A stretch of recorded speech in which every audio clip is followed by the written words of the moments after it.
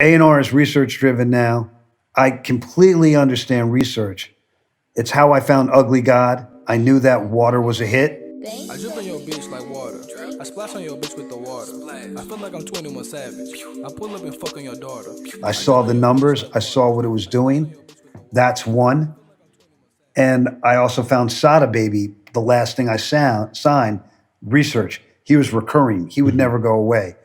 In my guise of doing research, I came across Shoreline Mafia. Who else? Lil Nas X, who me and a guy named Austin Rice, who's a great research-driven A&R guy, wanted to sign. We couldn't do it I'll tell you why. The woman at Asylum wasn't willing to put down a half a brick. She wouldn't do it. He got 3.5 at the end of the day. So who knows if we would have been able to do it or not. Other research things I tried to get were Gold Link, which I missed and chased like mad.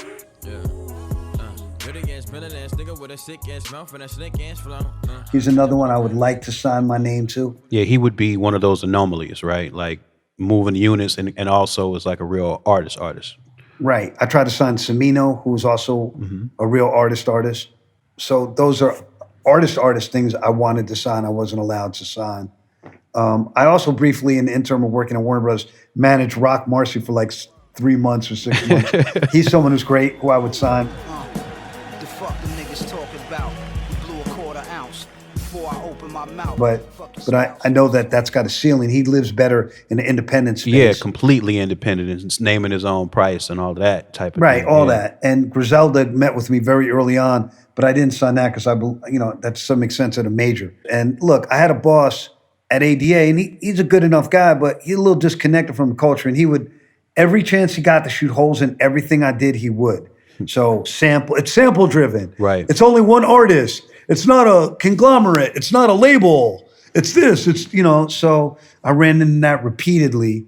And then on the Atlantic side, because I didn't directly work at Atlantic, it was very hard for me to push things through. Atlantic had a shot at upstreaming Little Dicky, and they didn't do it. And he told them, I will be bigger than Macklemore, right? And they could have had Freaky Friday, the record that streamed 1 billion times. Wow. But we didn't do it, and my guy who I worked with, Kenny, didn't fight for it to happen, and it went to BMG, which we distributed, so he felt that he was winning a little bit on that side. But to go back to talk about numbers, so for the last 2 years, I think I sat 2 years, maybe even longer, I would be on the weekly research call with all the guys at Atlantic. Smart kids. I found Megan Thee Stallion. Everyone told me it wasn't it. All the young people told me it wasn't it. And then from someone who I'll leave nameless, they said, well, we got Cardi. Why do we want that? Wow. Right? Because I don't know if you've seen her early videos when she's freestyle, when she was in the driveway, she was rapping her fucking ass off. Boy, you know your bitch is not fucking with Megan. Your nigga not even fucking you naked. He put the tip in and then you start complaining. If I get on it, I own it and take it. Yeah. Right? She's dope. So I was like, she's dope. She makes dope music in a commercial sense, and she was dope then. And that's another thing I'd be more than happy to put my name next to, right? She's dope. So Little Tecca, and he was huge. Yo, my son put me on a Lil Tecca. So I tried to sign Tecca. I knew the manager, Giuseppe. It was going to cost real money. Atlantic would never back me on real money deals, but they let other A&R guys less seasoned than me spend millions of dollars to sign acts that did not perform as well as Little Tecca. I'm not going to name names. And one of the acts I wanted to sign for $300,000. They told me no at Atlantic. We didn't do the deal, and they went and signed him 2 years later for $3 million. Wow. And, that really happened. And so I felt like sometimes at Atlantic, because I didn't work directly at Atlantic or because I'm in my 50s, I wasn't listened to as much as others. It wasn't taking it serious, yeah. Little Tecca, the deal was ours at Atlantic. It would have cost us $2 million, so I'm not going to lie. He pulled down 3. Yeah, I'm saying, he would have made that back, yeah. He made it back. He made it back in a heartbeat. And he has a song on his first thing called Bossa Nova, because I took him to Bossa Nova to eat. Wow. And he was mad cool. I was in the studio with him a few times.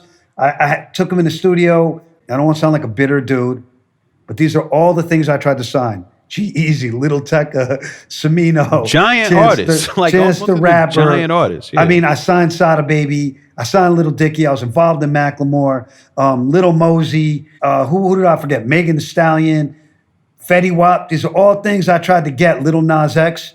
The only person who really acknowledged the fact I tried to do all this, other than Austin Rice within Atlantic, is Orlando Wharton. And that's my man. That's my dog. Because, they brought in a new boss. I had signed Sada Babies, the last thing I signed. I was involved in the Guap thing. And me and her thing, she didn't like me from jump.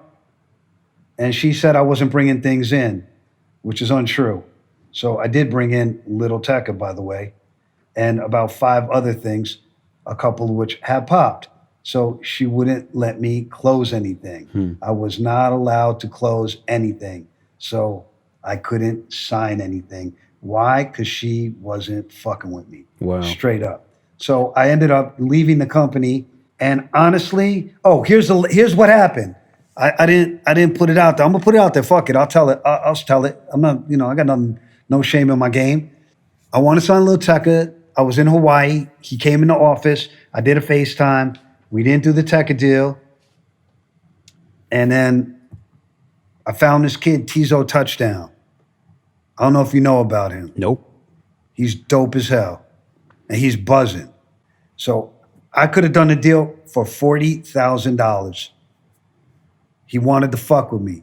Dude stayed in my house and everything. He's super dope from Texas. So they wouldn't let me, and she told me, I'm not signing that. I'm not doing that. I was like, okay. We got an argument about it. And she told me, you can't talk to me like that. And I said, dude, you're going to do what you're going to do. But you will never be you're not going to be the end of me. I'm going to still like what I like and do what I do. And she was like, you can't speak to me like that. I said, I guess I can't. And I was let go a little while after that. And I'll tell you this. I talked to Craig Kalman after I got let go, and I told him it was coming.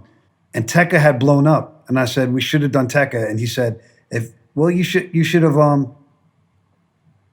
been at the meeting in New York when it happened. I said, Craig, I hadn't gone on vacation in 3 years. I was in Hawaii with my lady.